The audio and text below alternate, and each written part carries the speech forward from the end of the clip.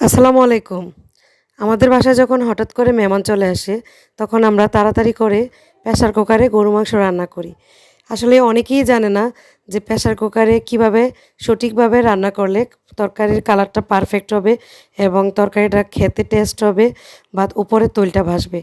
তো আজকে আমি যেইভাবে প্রেসার কুকারে রান্নাটা করে আপনাদেরকে দেখাচ্ছি, যদি এইভাবে আপনারা রান্না করে থাকেন তাহলে অবশ্যই সঠিক টেস্ট পাবেন, রান্নার কালারটা সুন্দর হবে, উপরে খুব সুন্দরভাবে তৈলটা ভাসবে।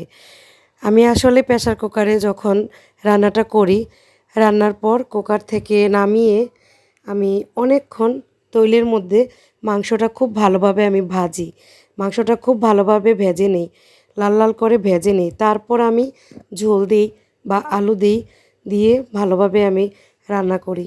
এই যে দেখেন আমার তরকারির পারফেক্ট কালার, পারফেক্ট কালারটা এবং উপরের তেলটা এত সুন্দর করে ভেসেছে এবং খুব পারফেক্ট কালার হয়েছে এবং দেখতে খুব লোভনীয় হয়েছে।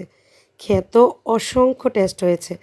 তো এভাবে আপনারা ট্রাই করবেন, তাহলে দেখবেন কেউ বুঝবেই না যে আমি প্রেসার কুকারে রান্না করেছি।